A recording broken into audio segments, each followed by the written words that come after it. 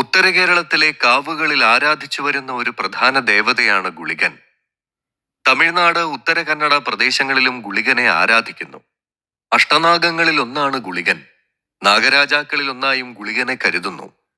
അഷ്ടനാഗക്കളത്തിൽ ഗുളികനെ ചിത്രീകരിക്കാറുണ്ട്. ജ്യോതിഷത്തിൽ ഏറെ പ്രാധാന്യം കൽപ്പിക്കപ്പെടുന്ന മൂർത്തിയാണ് ഗുളികൻ. മാന്തി, കുലികൻ, കുളികൻ എന്നീ പേരുകളിലും ഗുളികൻ അറിയപ്പെടുന്നു. ഉത്തര കേരളത്തിലെ മലയ സമുദായത്തിന്റെ കുലദേവതയാണ് ഗുളികൻ. ക്ഷിപ്രപ്രസാദിയായ ഗുളികൻ അനർത്ഥങ്ങളെ ഇല്ലാതാക്കുമെന്നാണ് വിശ്വാസം. ഗുളികന്റെ ജനനവുമായി ബന്ധപ്പെട്ടൊരു കഥയുണ്ട്. മൃഗണ്ഡു എന്ന മുനിക്ക് മക്കളില്ലായിരുന്നു. പുത്രലാഭത്തിനു വേണ്ടി അദ്ദേഹം ഏറെക്കാലം പരമശിവനെ തപസ് ചെയ്തു. ഒടുവിൽ ശിവൻ പ്രത്യക്ഷനായി. തനിക്കൊരു പുത്രനെ വേണമെന്ന് മുനി പറഞ്ഞു. ശിവൻ മഹർഷിക്ക് മുന്നിൽ ഒരു നിബന്ധന വെച്ചു. ഒന്നുകിൽ 100 വയസ്സുവരെ ജീവിക്കുന്ന സാധാരണക്കാരനായ മകനെ തരാം, അല്ലെങ്കിൽ 16 വയസ്സു മാത്രം ആയുസുള്ള മഹാപണ്ഡിതനായ ഒരു മകനെ തരാം. ഏതു വേണം? ആയുസ്സു കുറവെങ്കിലും അറിവുള്ള ഒരു മകനെ മതിയെന്ന് മുനി ഉത്തരം പറഞ്ഞു. തനിക്ക് പിറന്ന മകന് മുനി മാർക്കണ്ഡേയൻ എന്ന് പേരിട്ടു. അച്ഛനമ്മമാരുടെ കണ്ണിലുണ്ണിയായ മകന്റെ ഓരോ ദിനവും മാതാപിതാക്കൾ വേദനയോടെ എണ്ണിത്തീർത്തു. മകന് 16 വയസ്സ് തികഞ്ഞപ്പോൾ മാതാപിതാക്കൾ അവനെ ഓർത്ത് വിലപിക്കാൻ തുടങ്ങി. മകൻ കാര്യം തിരക്കി. 16 വയസ്സുവരെ മാത്രമേ തനിക്ക് ആയുസുള്ളൂ എന്ന് മനസ്സിലാക്കിയ മാർക്കണ്ഡേയൻ ശിവനെ അഭയം പ്രാപിച്ചു. ശിവലിംഗത്തിന് മുന്നിൽ അവൻ കഠിനമായ പ്രാർത്ഥന ആരംഭിച്ചു. മരണദേവനായ കാലൻ മാർക്കണ്ഡേയനെ യമലോകത്തേക്ക് കൊണ്ടുപോകുന്നതിനായി തന്റെ പാശവുമായി പോത്തിന്റെ പുറത്തു കയറി മാർക്കണ്ഡേയൻ അരികിലെത്തി.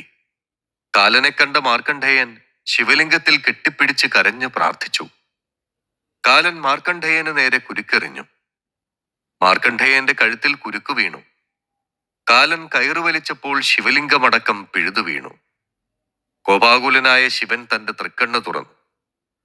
ശിവന്റെ തൃക്കണ്ണിൽ നിന്നും അഗ്നി വമിച്ചു. ആ തീയിൽ കാലൻ ഭസ്മമായി. മാർക്കണ്ഡേയ മോക്ഷത്താൽ ലോകത്തിൽ കാലനില്ലാത്ത അവസ്ഥയായി. ജീവജാലങ്ങൾക്ക് മരണമില്ലാതായി. ഭൂമിയിൽ മനുഷ്യരും മൃഗങ്ങളും പക്ഷികളുമൊക്കെ പെരുകി. കാലന്റെ അഭാവത്താൽ കാലചക്രത്തിന്റെ സന്തുലനം നഷ്ടപ്പെട്ടു. ഋഷിദേവതകൾ പ്രശ്നപരിഹാരത്തിനായി ശിവനെ സമീപിച്ചു. ശിവൻ തന്റെ വലതുകാലിന്റെ പെരുവിരൽ ഭൂമിയിൽ അമർത്തി. ശിവന്റെ വിരൽ പൊട്ടി ഗുളികൻ അവതരിച്ചു. കാലന്റെ കർത്തവ്യം ഗുളികൻ ഏറ്റെടുത്തു. ഗുളികന്റെ സൃഷ്ടിക്ക് ശേഷം സപ്തർഷികളിൽ ഒരാളായ കശ്യപ മഹർഷി സന്താനലബ്ധിക്കായി യജ്ഞം തുടങ്ങി. തുടർന്ന് കശ്യപന്റെ പത്നിയും ദക്ഷന്റെ പുത്രിയുമായ കദ്രുവിന്റെ ഗർഭത്തിലൂടെ ഗുളികൻ ഭൂമിയിൽ നാഗരൂപം കൈക്കൊണ്ടു. മഹാഭാരതം ആദിപർവത്തിൽ കദ്രുവിന്റെ പുത്രനായി ഗുളികനെ പ്രതിപാദിക്കുന്നുണ്ട്. നാരദപുരാണത്തിൽ ഗുളികൻ എന്ന വേടനെപ്പറ്റി പറയുന്നുണ്ട്. ക്രൂരനായ വേടനായിരുന്നു ഗുളികൻ. മറ്റുള്ളവരുടെ ധനവും സ്ത്രീകളും അയാളുടെ ബലഹീനതയായിരുന്നു. ഒരുനാൾ സൗവീര രാജ്യത്തിന്റെ തലസ്ഥാന നഗരിയിൽ ഗുളികനെത്തി. അയാൾ ഒരു വിഷ്ണു ക്ഷേത്രത്തിൽ സ്വർണം മോഷ്ടിക്കുവാൻ പ്രവേശിച്ചു. വേദശിഷ്യനായ ഉത്തങ്കമുനി ഏകനായി ക്ഷേത്രത്തിൽ ധ്യാനത്തിൽ മുഴുകിയിരിക്കുകയായിരുന്നു. ക്ഷേത്രത്തിൽ പ്രവേശിച്ച ഗുളികൻ മുനിയെ വധിക്കാൻ തീരുമാനിച്ചു. ധ്യാനഭംഗം വന്ന മുനി കണ്ണു തുറന്നു. തന്റെ മുന്നിൽ വാളുമായി നിൽക്കുന്ന ഗുളികനെ കണ്ട മുനി അയാളുടെ നീചപ്രവർത്തികളെക്കുറിച്ചും അതിന്റെ ഫലത്തെക്കുറിച്ചും ഗുളികനെ ബോധ്യപ്പെടുത്തി. തന്റെ ജീവിതത്തെക്കുറിച്ചും കർമ്മത്തിന്റെ ആസുരതയെക്കുറിച്ചും ബോധവാനാകുന്ന ഗുളികൻ പശ്ചാത്താപഭാരത്താൽ തൽക്ഷണം മരിച്ചു. പ്രജ്ഞയറ്റ് കിടക്കുന്ന ഗുളികനിൽ ഉത്തങ്കൻ ദിവ്യജലം തളിക്കുകയും ഗുളികൻ വൈകുണ്ഠം പോകുകയും ചെയ്തു. തമിഴ് പുരാണങ്ങളിൽ ശനിയുടെ പുത്രന്മാരായാണ് ഗുളികനെയും മാന്തിയെയും പ്രതിപാദിക്കുന്നത്. ഗുളികനും മാന്തിയും ഒന്നാണെന്നും 2 വ്യത്യസ്ത മൂർത്തികളാണെന്നുമുള്ള വിശ്വാസവും നിലനിൽക്കുന്നുണ്ട്. തമിഴ് പുരാണ പ്രകാരം രാവണപുത്രനായ ഇന്ദ്രജിത്തിന്റെ ജനനസമയം 12ാം ഭാവത്തിൽ നിലകൊണ്ട ശനിയുടെ സ്ഥാനം ലങ്കാരാജാവായ രാവണനെ ആശങ്കയിലാഴ്ത്തി. ഈ അശുഭസ്ഥാനത്തിൽ നിന്ന് ശുഭകരമായ 11ാം ഭാവത്തിലേക്ക് മാറുവാൻ ശനിയെ രാവണൻ നിർബന്ധിക്കുകയുണ്ടായി. ശനിദേവൻ 11ാം ഭാവത്തിലേക്ക് മാറിയെങ്കിലും തന്റെ ഒരു പാദം 12ാം ഭാവത്തിൽ വെക്കുകയുണ്ടായി. ഇതിൽ കുപിതനായ രാവണൻ ആ പാദം തന്റെ ഖഡ്ഗത്താൽ മുറിച്ചു കളഞ്ഞു. മുറിഞ്ഞ പാദം 1ാം ഭാവത്തിലേക്ക് വീണു. അതിൽ നിന്നും മാന്തി രൂപമെടുത്തു. ഇതുമൂലം 1ാം ഭാവത്തിലെ മാന്തിയുടെ അപഹാരത്താൽ ഇന്ദ്രജിത്തിന്റെ ആയുസ് കുറയാനിടയാവുകയും ചെയ്തു. പുറങ്കാലൻ, കരിങ്കാലൻ എന്നീ പേരുകളും ഗുളികനുണ്ട്. കേരളത്തിലെ പല സമുദായങ്ങളും ഗുളികന്റെ ആരാധനകൾ ചെയ്യാറുണ്ട്. എല്ലായിടത്തും സഞ്ചരിക്കാൻ സ്വാതന്ത്ര്യമുള്ള ദേവതയായ ഗുളികൻ മന്ത്രമൂർത്തികളിൽ പ്രധാനിയാണ്. മാന്ത്രിക കർമ്മങ്ങളിലെല്ലാം ഗുളികന് വിശേഷ സ്ഥാനമുണ്ട്. സർവവ്യാപിയായ ഗുളികന്റെ നോട്ടമോ സഞ്ചാരമോ ഇല്ലാത്ത സ്ഥലങ്ങൾ ഉണ്ടാവില്ല എന്ന് ഉപാസകന്മാർ വിശ്വസിക്കുന്നു. ജനനമരണകാരകനാണ് ഗുളികൻ. ഗുളികന്റെ സാന്നിധ്യമാണ് പ്രപഞ്ചത്തിന്റെ കർമ്മഗതിയെ നിയന്ത്രിക്കുന്നത്. അന്തകനെന്ന നിലയിലും ജനനമരണങ്ങളുടെ കാരണഭൂതനെന്ന നിലയിലും ഗുളികന് മുഖ്യസ്ഥാനമുണ്ട്. ഉച്ചയ്ക്കും സന്ധ്യയ്ക്കും പാതിരാനേരത്തും നടന്നുവാഴ്ച ചെയ്യുന്ന ദേവനാണ് ഗുളികൻ.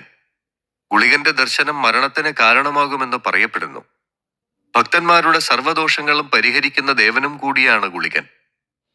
തെയ്യത്തെപ്പോലെ സമാന അനുഷ്ഠാന കലകളായ തിറയിലും തുളനാട്ടിലെ ഭൂതകോലത്തിലും ഗുളികനെ കെട്ടിയാടാറുണ്ട്. 101 ഗുളികന്മാരുണ്ടെന്ന് വിശ്വസിക്കപ്പെടുന്നു.